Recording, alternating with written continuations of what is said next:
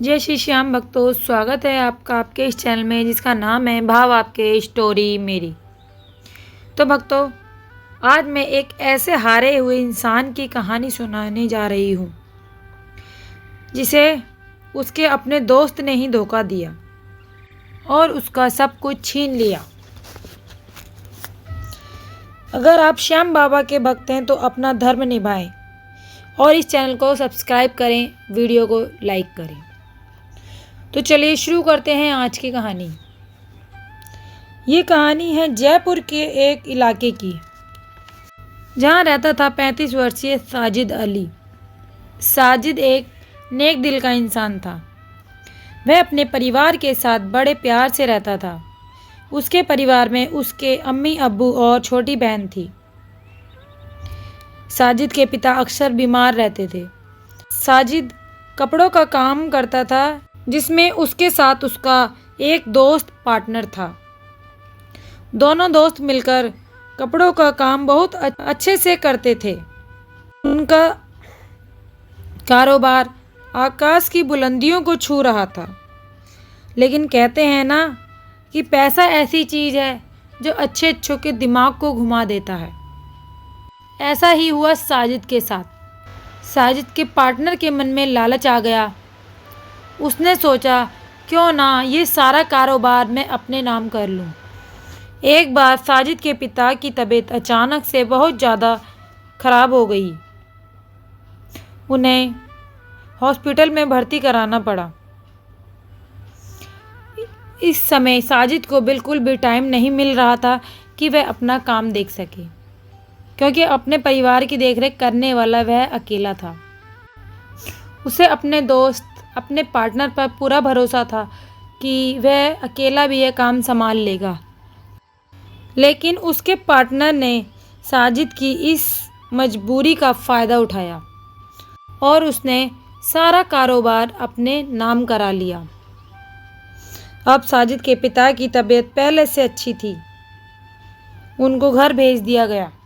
जब साजिद दोबारा से काम पर गया तो उसे पता लगा कि उसके पार्टनर ने उसके साथ धोखा किया है। उसने धोखे से सारा कारोबार अपने नाम करा लिया। अब तो साजिद और उसके परिवार पर मानो दुख का पहाड़ टूट पड़ा हो। साजिद और उसका परिवार अब बहुत दुखी रहने लगा। साजिद अब छोटी मोटी नौकरी ढूंढने लगा। पिता के इलाज और घर का खर्च चलाने के लिए पैसों की कमी होने लगी। इसी वजह से साजिद को अपना घर भी बेचना पड़ा और साजिद के सर पर कर्जा भी हो गया। साजिद को समझ नहीं आ रहा था कि वह क्या करे। उसे लगा मानो अब उसका जीवन खत्म हो चुका है। कर्जा दिन ब दिन बढ़ता जा रहा था। कर्जदार घर पे आने लगे थे। साजिद अब चुपचाप रहने लगा। एक दिन साजिद रात को यूं ही कहीं जा रहा था तो रास्ते में उसे एक उसका दोस्त मिला जिसका नाम था विजय। विजय को देख साजिद उससे छिपने लगा, लेकिन विजय ने साजिद को पहचान लिया और बोला, साजिद तुम यहाँ, और ये क्या हालत बना रखी है? क्या हुआ, मुझे बताओ। उस दिन साजिद विजय के गले लगकर फूट फूट कर रोया और उसे अपना सारा हाल कह सुनाया। विजय ने साजिद को संभाला और बोला, साजिद मैं कल घाटू श्याम जा रहा हूँ, तुम भी मेरे साथ चलो। साजिद बोला, मैं कैसे जा सकता हूँ? विजय बोला, बाबा के दरबार में कोई जाति का भेदभाव नहीं है। वहाँ हर जाति के लोग आते हैं और बाबा सबकी बात सुनते हैं। तुम भी चलो, बाबा हारे के सहारे हैं, तुम्हारी भी सुनेंगे और तुम्हारी हर परेशानी दूर करेंगे। विजय की बात सुन साजिद जाने के लिए तैयार हो गया। साजिद ने अपने माता पिता को बोलकर वह विजय के साथ घाटू धाम चल दिया। घाटू धाम पहुँचे तोरण द्वार पर। तोरण द्वार से बाबा का निशान उठाया और तोरण द्वार से बाबा के दरबार तक पैदल गए। धूप बत्ती की सुगंध और भक्तों के मुंह से बाबा के जयकारे की आवाज़ सुन साजिद के मन को बड़ी शांति मिली। जैसे ही वह मंदिर के अंदर बाबा के दरबार में पहुँचे तो विजय बोला, साजिद, ये हारे के सहारे हैं, जो भी परेशानी है वह बाबा के आगे रख दो। बाबा हर संकट को टालने वाले हैं। साजिद ने आंखें बंद कर बाबा से प्रार्थना की, बाबा, मैं नहीं जानता कि तुम्हें कैसे मनाते हैं, पर इतना जानता हूँ कि तुम हारे के सहारे हो।